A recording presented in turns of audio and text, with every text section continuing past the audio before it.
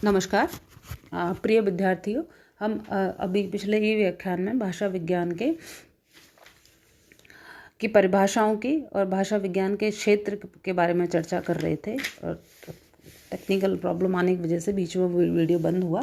आगे हम इसी क्रम में इसको कंटिन्यू करते हैं और आगे हम इसी विचार सूत्र को आगे लेकर के बढ़ते हैं कि हम बात कर रहे थे भाषा विज्ञान के अंगों की, कि यद्यपि अपने विषय का पूर्ण ज्ञान कराना ही प्रत्येक विज्ञान का लक्ष्य होता है, कि हम सुविधा की दृष्टि से, अध्ययन करने की दृष्टि से और सूक्ष्म ज्ञान पाने की दृष्टि से हम भाषा विज्ञान को किन किन अंगों में विभाजित करके इसका पूर्ण रूप से सुव्यवस्थित अध्ययन कर सकते हैं, ज्ञान प्राप्त कर सकते हैं। तो भाषा विज्ञान को सुविधा की दृष्टि से और अध्ययन की दृष्टि से प्रमुख 4 अंगों में यहाँ इसका विभाजन किया गया है। पहला है ध्वनि विज्ञान, दूसरा है पद विज्ञान, तीसरा वाक्य विज्ञान और अर्थ विज्ञान। अब हम इसका डिटेल में इसका हम इन बिंदुओं पर इनका अध्ययन करेंगे, इसकी चर्चा करेंगे। तो विद्यार्थियों, ध्वनि विज्ञान ध्वनि व्यक्त वाक्य या मानव भाषा के अध्ययन का सर्व प्रमुख तत्व ही ध्वनि है।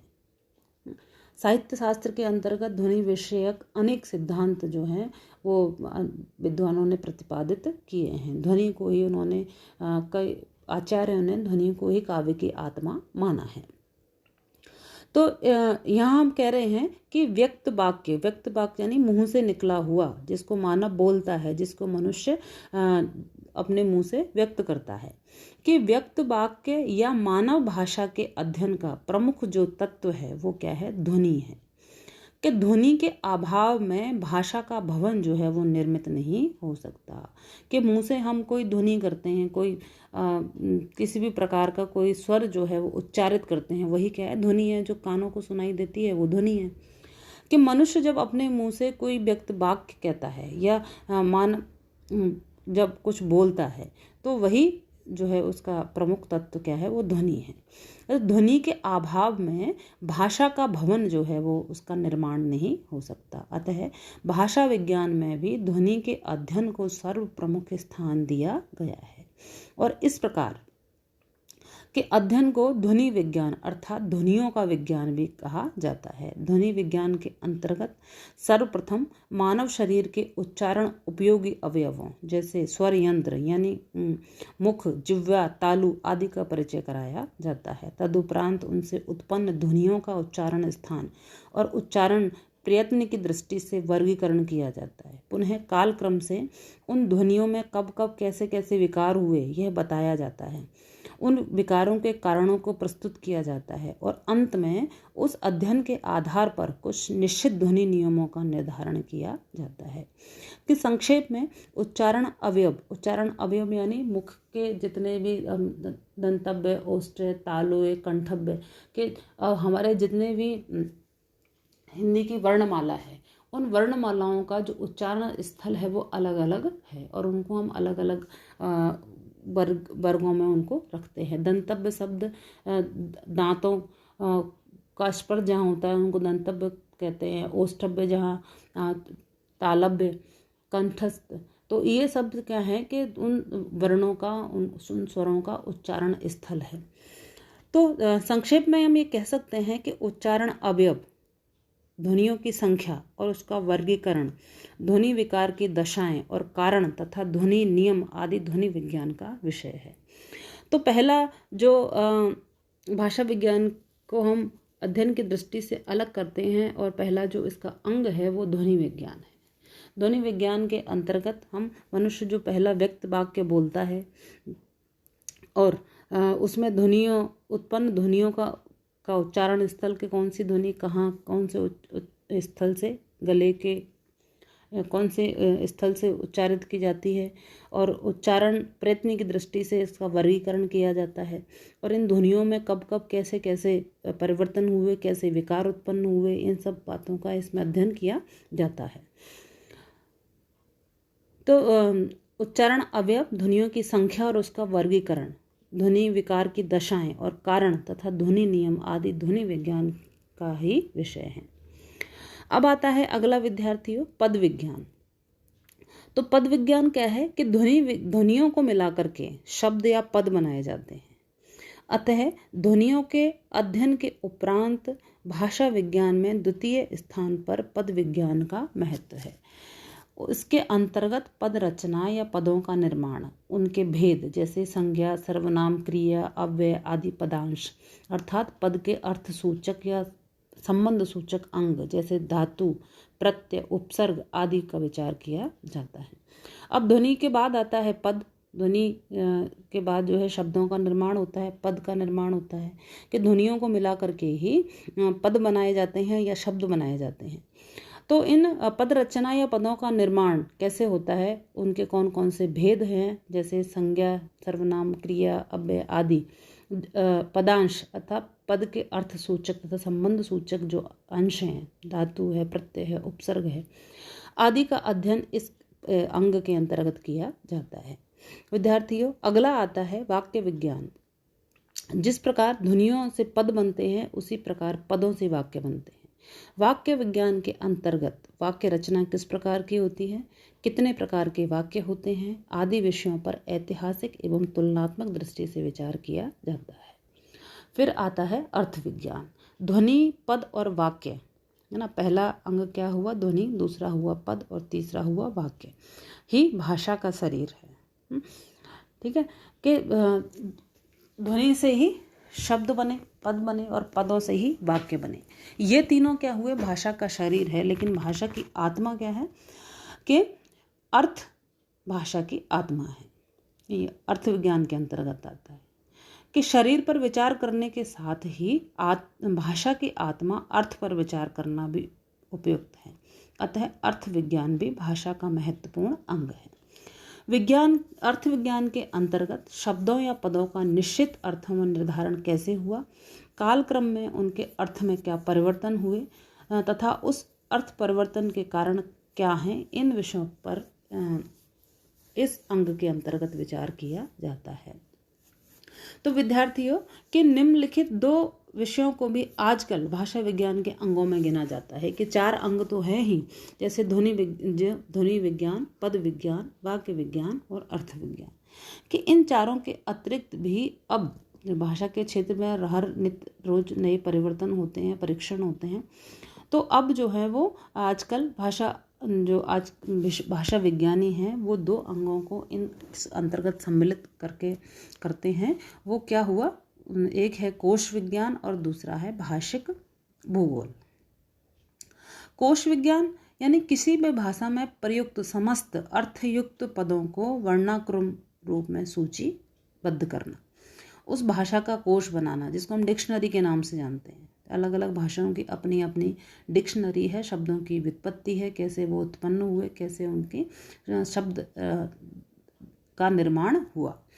तो अब ये 5वां जो अंग उन्होंने सम्मिलित किया है वो कौन सा है, कोश विज्ञान, कि ध्वनि विज्ञान, पद विज्ञान, वाक्य विज्ञान, अर्थ विज्ञान और कोश विज्ञान और भाषिक भूगोल, कि किसी भाषा में प्रयुक्त समस्त जितने भी अर्थयुक्त हैं, अर्थयुक्त अनर्गल नहीं, जिन शब्दों का कोई अर्थ निकलता है, कि अर्थयुक्त तत्वों को वर्णानुक्रम यानी क्रमबद्ध तरीके से, अल्फाबेटिकली जिसको अपन इंग्लिश में कहें तो, कि वर्णानुक्रम रूप में सूचीबद्ध करना ही उस भाषा का कोश बनाना कहा जाता है।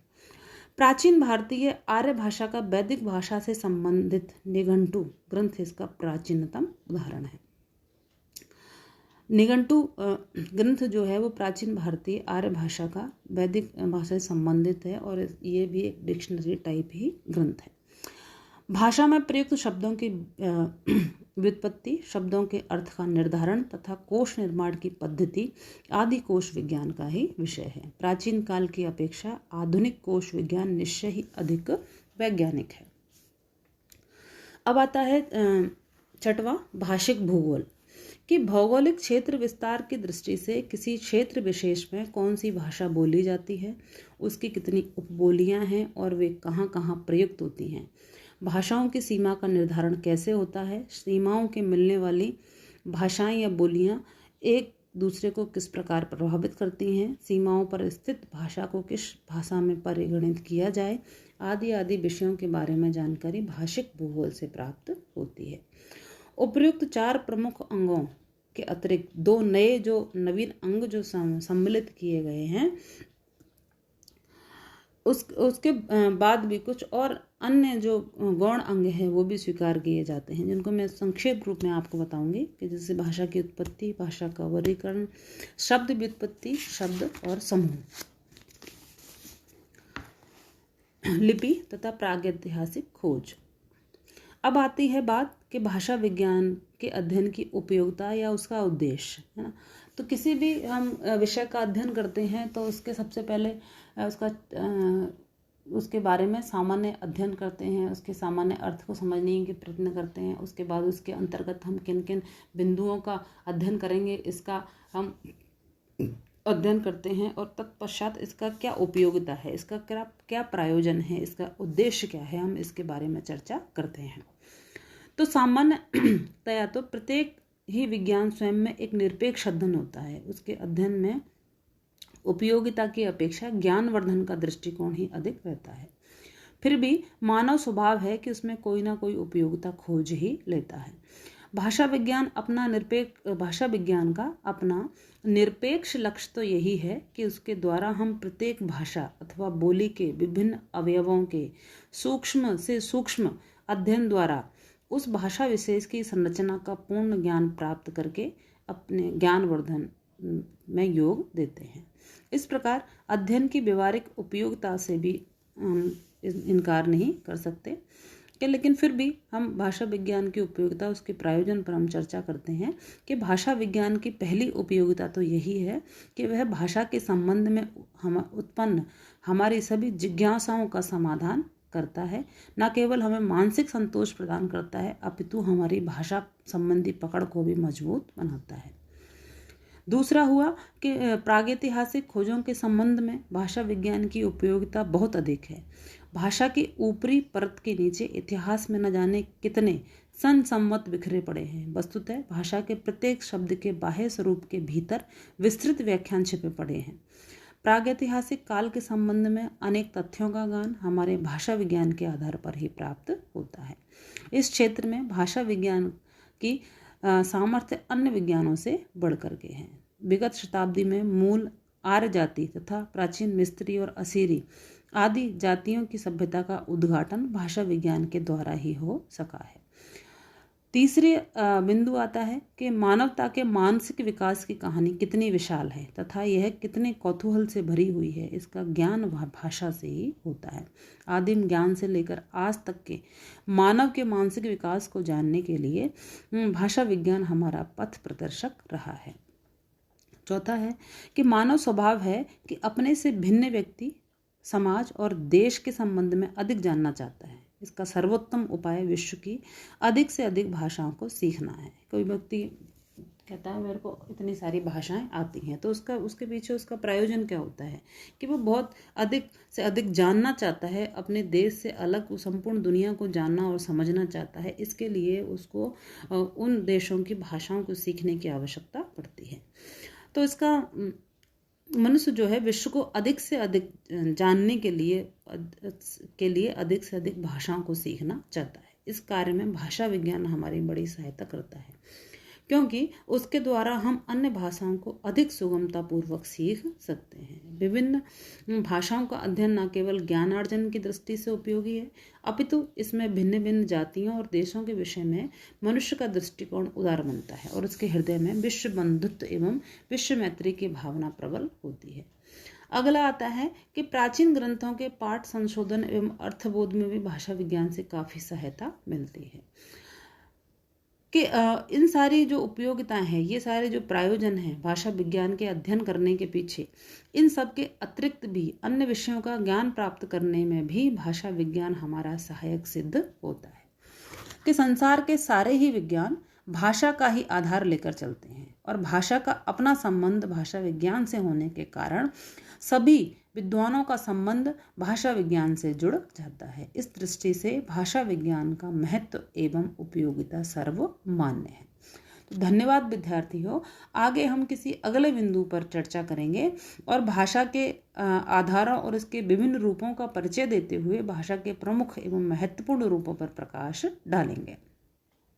अगले ई व्याख्यान में हम आगे इसी नेक्स्ट टॉपिक को लेकर के चलेंगे आज के लिए बस इतना ही। धन्यवाद विद्यार्थी।